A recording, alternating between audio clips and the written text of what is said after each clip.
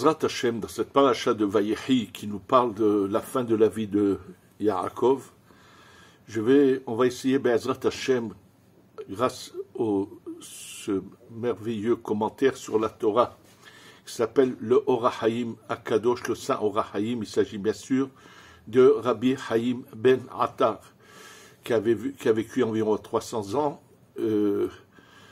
celui qu'il a d'ailleurs le plus fait connaître dans le monde sans jamais l'avoir vu, c'est le Baal Shem Tov, qui le voyait dans ses rêves la nuit, qui voyait sa grandeur, et c'est pour ça que ce commentaire a été plutôt imprimé et développé en Europe.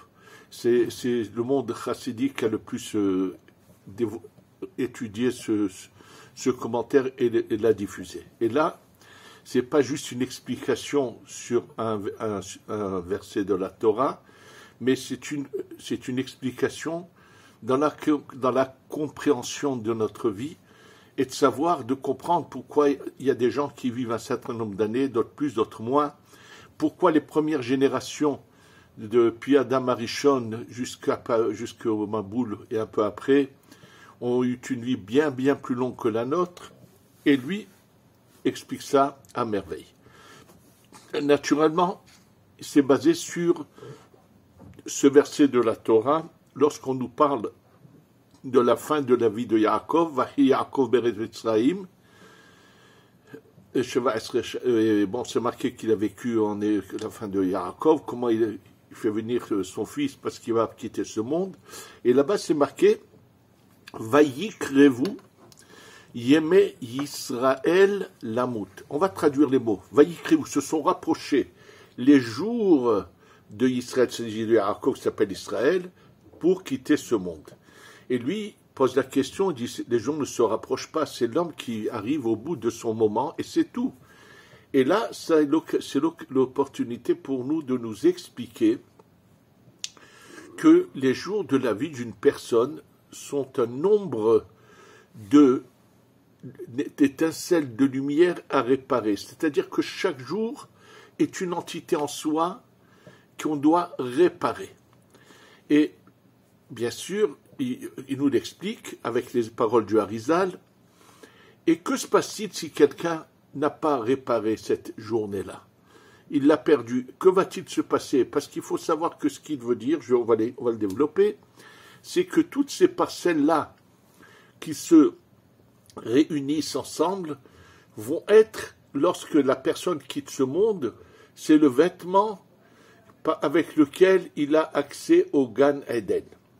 Alors, que se passe-t-il s'il y a une journée qui a été ratée? C'est-à-dire que ce jour-là, monsieur n'a pas fait, ou madame n'ont pas fait leurs mitzvot, leurs obligations, et s'ils ont même fauté, que se passe-t-il? Et là, bien sûr, il nous explique que la bonté d'Hachem, c'est que ce qui n'a pas été réparé, ce qu'on a perdu, on peut se rattraper.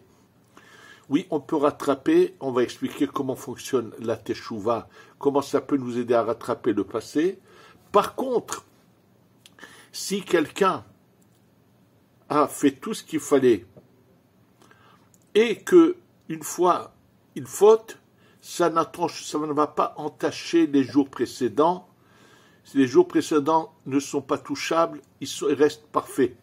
C'est-à-dire, dans le cas où on a abîmé un jour, c'est réparable. Par contre, lorsqu'on a fait ce qu'il fallait chaque jour, alors il y a chaque jour monte à sa place et on ne peut plus le toucher. Il se passe des fois un autre événement, c'est que des fois, ça a été le cas de Yochanan Kohen Gadol. On a lu là pendant Hanouka, Bimé Matatia ben Yochanan Kohen Gadol. Oui, Matatia était le fils de ce Yochanan Kohen Gadol, qui malheureusement va complètement tout perdre les derniers jours de sa vie. Et lui, dans son cas, ce qu'il a fait toute sa vie ne peut pas être touché, mais par contre, là-bas, dans son cas lui précis, on prend tout ça, tout ce qu'il a fait, on lui retire, on va le donner en cadeau à quelqu'un d'autre. Et Eliezer ben Dordeye, qui est un grand Baal Tshuva, qui avait une vie de débauche toute sa vie et qui fait Tshuva au dernier moment de sa vie, et lui va recevoir en cadeau toutes les journées de Yochanan Kohen Gadol. C'est un cas assez exceptionnel dont il parle.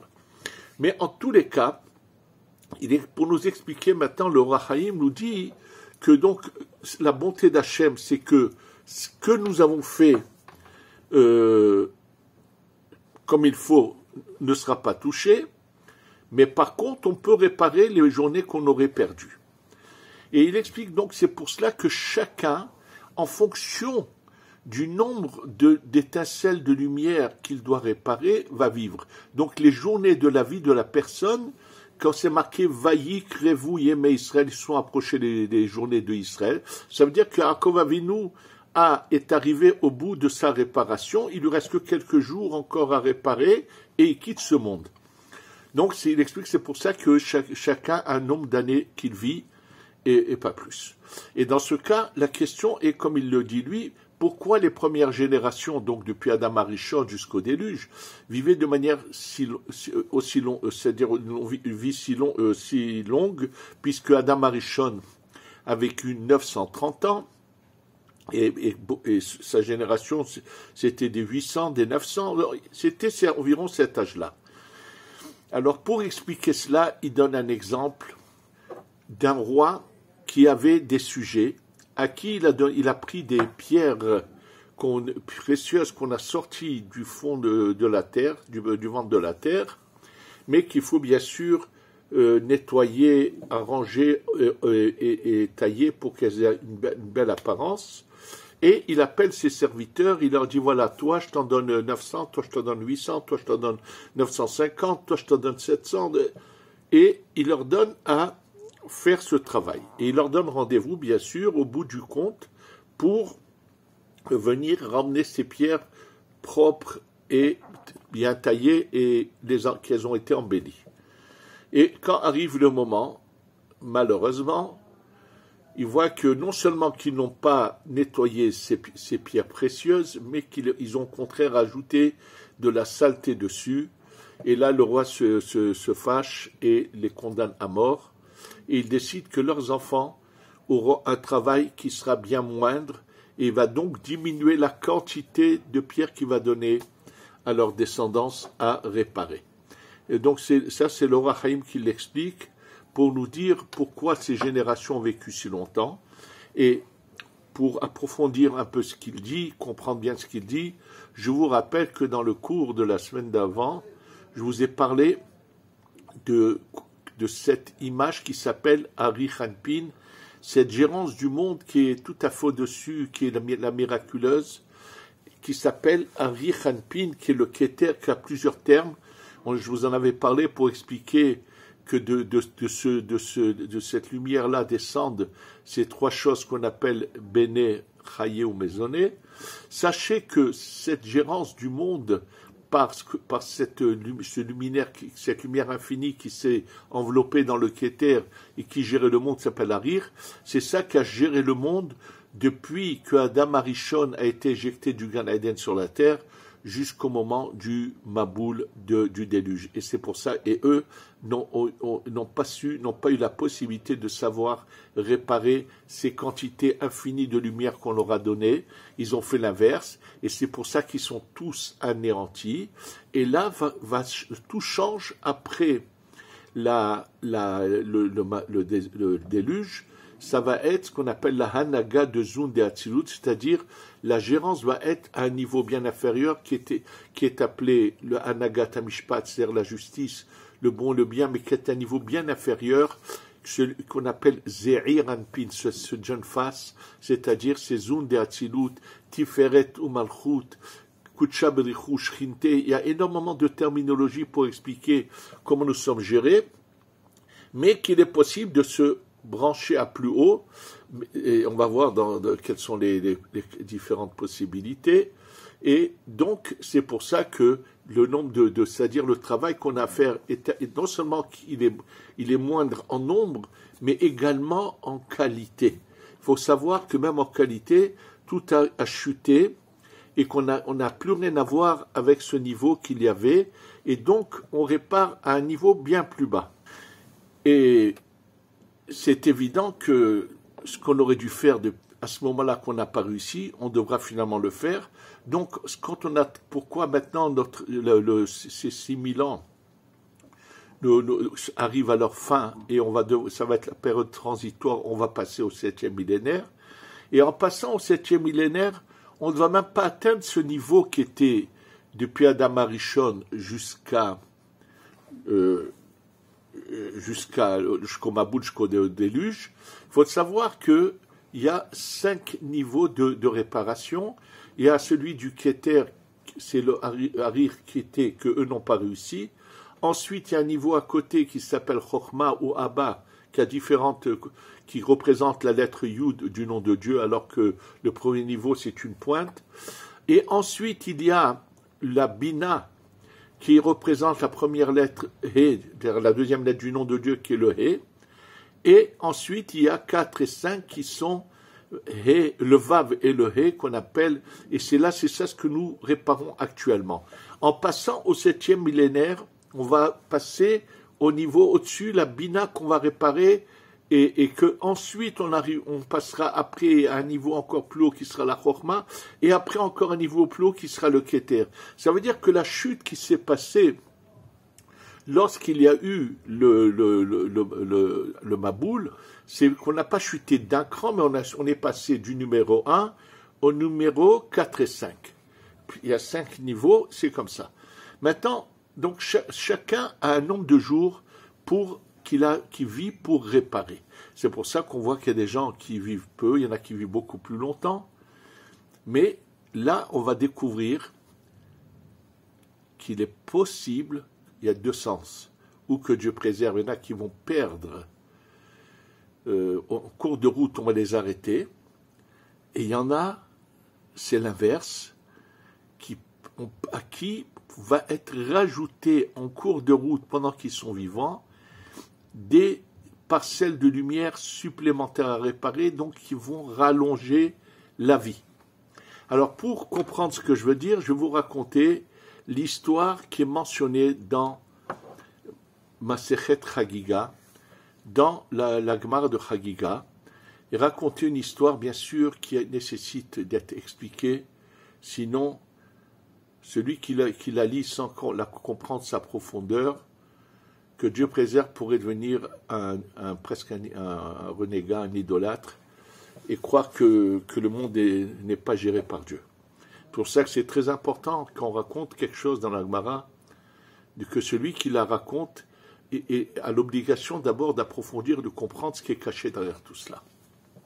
Alors on va la raconter dans la Gemara et on va expliquer. La Gemara parle d'un Rav Bibi bar Abaye. C'est un Rav qui est tellement d'une grande sainteté, d'une grande chassidoute, mais d'une vraie chassidoute, pas dans le sens d'aujourd'hui, mais je veux dire qui a un service vis-à-vis d'Hachem tellement extraordinaire que, imaginez-vous, l'ange du mal qui tue les gens, qui est le principal, qui donne les feuilles de route aux anges qui sont sous son... qui fait exécuter les arrêts de mort qui viennent du ciel, cet ange vient et se manifeste à Rabbi Bibi bar Abaye et aime venir le rencontrer et lui parler et lui enseigner des choses. C'est-à-dire qu'il est tellement extraordinaire, ce tzaddik, il est tellement bon que même cet ange-là a de l'affection pour lui et vient lui le voir dans son lieu d'étude. Il venait souvent. Et là, il lui raconte une histoire. Il lui raconte quelque chose qui paraît très, très choquant. Il lui dit, donc lui, il a cet ange, à ce qui a été décidé là-haut, des personnes qui doivent quitter ce monde, à chaque instant, il le sait, il a un nombre, inimaginable d'anges autour de lui, à qui il donne, toi tu vas aller me chercher l'âme de tel, à tel moment toi. Il leur donne, donc tous les jours, il y a la feuille de route des personnes qui doivent aller chercher, dont on doit aller chercher l'âme. Et donc, qu'est-ce que fait l'ange en question, il appelle un de ses anges et lui dit, va me chercher Myriam qui s'occupe d'enfants. Une certaine Myriam.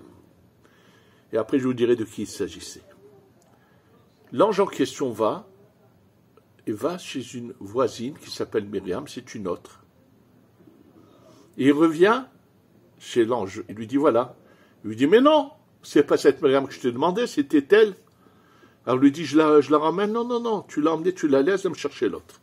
En fait, celle qui finalement, il va chercher l'ange, sachez que les commentaires qui ont dû, malheureusement, dans les livres imprimés en Europe, ont dû être retirés à cause de la censure de la chrétienté. Oui, le Talmud qui a été imprimé en Europe a dû retirer beaucoup de passages qui dérangeaient la chrétienté, mais heureusement qu'il y avait d'autres pays dans lesquels le Talmud n'a pas été touché, et de toute façon, même dans ces lieux-là, il y avait un livre qui avait été écrit avec les passages qui avaient été retirés et qu'on se donnait, comme on dit, que vraiment pour ne pas avoir de problème. Et de qui il s'agit? Il s'agit de celle qui est appelée dans la chrétienté la Sainte Marie, celle qui est la mère de celui qui a donné naissance, celui qu'on appelle le Christ. Oui, c'était sa mère. C'était elle qui devait aller chercher, que l'ange avait dit d'aller chercher. Et là, quand il s'est trompé, il a pris notre Myriam. Finalement, il va chercher cette Myriam en question. Mais maintenant, que se passe-t-il? Alors, bien sûr, le Rav, il est choqué. Il lui dit, mais comment c'est possible qu'une personne ait pu quitter ce monde sans qu'il y ait eu de jugement là-haut, sans qu'on en ait décidé ainsi là-haut?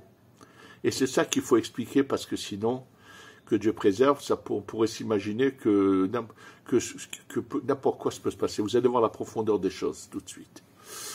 Il lui dit, oui, mais c'est un pasouk, Veyesh nispe belo mishpat. Il lui dit, mais tu as étudié qu'il y a un verset qui dit, il y en a qui sont ramassés, repris de ce monde sans jugement. Et là, il lui dit, mais comment il a pu faire ça? Qu'est-ce qu'il s'agit? De quoi il s'agit? En fait, la question que se pose l'ange, que pose le Rabbi Baraye, c'est que même chez les rabbanim qui connaissent un peu la profondeur de la Kabbalah, et à qui on a transmis, en regardant quelqu'un, il y a plusieurs signes pour savoir si cette personne est dans les quelques jours avant son départ ou si elle a encore à vivre longtemps. Un des signes se trouve dans l'œil, où il y a un moyen de voir dans l'œil si la personne elle est dans les 30 jours avant de quitter ce monde. Oui. Alors il lui dit, comment c'est possible que l'ange qui voit tout a pu se tromper? Et là, il enseigne quelque chose d'incroyable. Il dit, lorsqu'une personne se met en danger, elle fait que son âme presque tout entière quitte son corps, il apparaît comme une personne qui doit mourir. Il lui dit, étant donné que cette femme-là, c'est la deuxième Myriam, s'est mise en danger, c'est-à-dire qu'elle devait retirer quelque chose du four, elle avait un fer brûlant, elle l'a posé d'une manière, elle pensait qu'il n'allait pas la brûler, finalement ça l'a brûlée, elle est morte. Bon, et on va expliquer comment c'est possible qu'elle ait été prise sans jugement. Vous allez voir tout de suite l'explication qu'il y a la main divine qui est là derrière tout cela, et pour quelle raison. Il continue à lui dire, on va d'abord finir l'histoire, et je reviens à ce point tout de suite. Il lui dit, mais cette femme elle devait encore vivre longtemps. Il lui dit, tu as raison. Je ne la donne pas à l'ange de l'enfer du Guéhinam qui s'appelle Douma tout de suite. Je la garde chez moi. Et quand arrivera le moment où elle aurait dû partir de ce monde, c'est à ce moment-là que je la donnerai. C'est-à-dire que le Rav lui a posé la question, c'est marqué d'Orolerve et d'Orba, ça veut dire qu'il y a des choses bien précises là-haut, il y a des temps pour chaque chose, donc comment il y a pu y avoir cela? Il lui dit, non, je la donnerai à l'ange, après qu'il soit sujet là-haut, et comme elle doit passer dans le Guéhinam, c'est-à-dire qu'il s'agit d'une femme qui malheureusement a mal agi, et qu'elle doit passer donc dans l'enfer, dans le Guéhinam, j'attends quand même que arrive le moment où elle aurait dû partir, à ce moment-là, elle sera jugée, et à ce moment-là seulement, elle sera donnée à l'ange du Guéhinam de l'enfer. Il lui dit, et les années qu'elle aurait dû vivre, qu'est-ce que tu en fais? Il lui dit, tu sais ce que j'en fais? Quand je vois un jeune érudit de Torah, qui laisse toujours passer, qui n'est jamais, qui sait savoir, qui sait se taire, qui ne se bagarre avec personne, qui est toujours coulant, qui laisse tout passer et ne relève rien du tout, qu'on appelle Ma'avir al-Midotav, eh ben, je lui donne en cadeau ces années-là. Ça veut dire que là, vous voyez, c'est pour ça que j'ai amené cette histoire, qu'il est possible de rajouter du temps à la vie. Alors, bien sûr, on va expliquer tout cela. Alors, pour expliquer cela, je vais vous expliquer ce qui est marqué dans cette Gemara en profondeur. Sachez que, quelque chose que j'ai eu l'occasion de vous dire déjà, lorsqu'il y a eu le jugement là-haut, à l'époque d'Abraham Avinu, où il y avait ces 5 villes de Sodome et Gomorrhe, où il y avait une attitude cruelle, horrible, où a eu le décret que ces 5 villes vont être rasées de dessus la terre et qu'on va anéantir tous ses habitants pour leur attitude ignoble. Sachez que qui habitait dans cette région? Lot, le neveu d'Abraham, habitait là-bas. Naturellement, il faut savoir que là-haut, il y a un jugement qui est fait par ce qu'on appelle un bédinien, un tribunal céleste de grande âme qui juge des choses. Et là, Dieu savait que s'il va dire au tribunal, est-ce qu'on peut sauver Lot? La réponse sera non. Il est parti habiter avec des gens aussi ignobles, il a aucune chance d'être sauvé, c'est-à-dire que Lot aurait dû mourir. Et là, il y a souvent comment Dieu contourne ce tribunal céleste. Il leur a dit, est-ce qu'on peut je peux envoyer un ange guérir Abraham? Ils ont dit, bien sûr. Donc, un ange avec l'accord de ce tribunal céleste, un ange est parti guérir Abraham. C'est l'ange Raphaël, lorsque les 3 anges viennent chez Abraham. Mais or, avant que l'ange Raphaël arrive chez Abraham,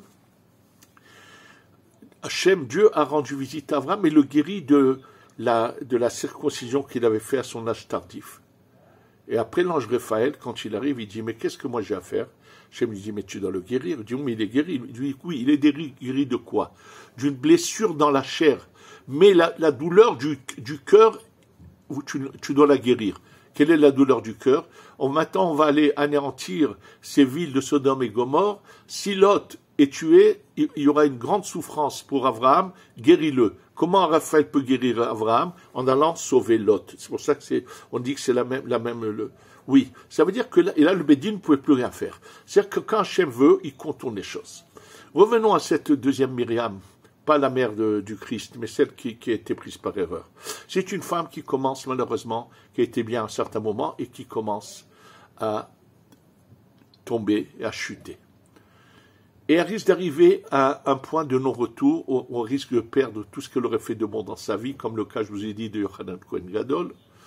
Et là, Hachem dit, il faut la sauver, cette femme. Maintenant, en allant au Bédine et leur dire, est-ce qu'on la prend de ce monde? Le Bédine aurait dit non, elle a encore des années à vivre. Elle veut chuter, c'est son affaire. Mais Hachem a pitié d'elle. Qu'est-ce qu'il fait? Il fait que l'ange qui est l'envoyé du principal pour aller chercher une âme se trompe. Il fait exprès qu'il se trompe. Une fois qu'elle est prise, c'est fini, il n'y a pas de retour. Donc elle s'arrête d'abord de mal agir. Deuxièmement, les années qu'elle aurait dû vivre sont données à quelqu'un d'extraordinaire, au plus grand sadique de la génération. Donc pendant toutes ces années-là que lui va continuer à servir Hachem, ça va être des mérites pour elle qui vont finalement sauver son âme. Donc c'est pas qu'il se passe n'importe quoi là-haut, tout est bien calculé par la main divine. Mais qu'est-ce qu'on apprend de cela? C'est un cas, mais il y a encore d'autres possibilités. Alors il y a 2 possibilités, ou que la personne perde, on lui raccourcit la vie, parce que, malheureusement, elle dépasse les limites, et que Hachem décide que même si ce n'est pas ce moment, il faut mieux l'arrêter là, pour les raisons qu'il n'y a que Dieu qui le sait, ou bien l'inverse. Plus quelqu'un fera du bien, plus on pourra lui rajouter, c'est un cas que je donnais, mais il y a d'autres possibilités où on fait descendre dans la personne une âme qu'il n'avait pas au départ et qu'on va lui donner à réparer également parce qu'il fait bien les choses. Donc on va lui dire, toi, on va te donner. Et il y a eu beaucoup de cas dans l'histoire où des gens, quand ils sont montés, sont tout de suite revenus. On leur a rajouté des années de vie. Oui, il y a eu énormément. Je pourrais passer, je ne sais pas combien de temps à vous citer des exemples il y avait le Rav Moutsafi, Rav Salman Moutsafi Yerushalayim, que lorsqu'il est monté, c'était son moment, et que son père là-haut a dit, mais il n'a pas encore marié certains enfants, on l'a demandé, et on lui a dit, carrément, il est revenu sur terre, il a dit qu'on lui avait rajouté, je ne me souviens pas combien d'années, son fils l'écrit dans un livre, le Rav Moutsafi actuel, l'écrit dans un livre qu'il a écrit sur son père, comment son père lui avait dit qu'on lui avait rajouté, combien d'années on lui avait rajouté.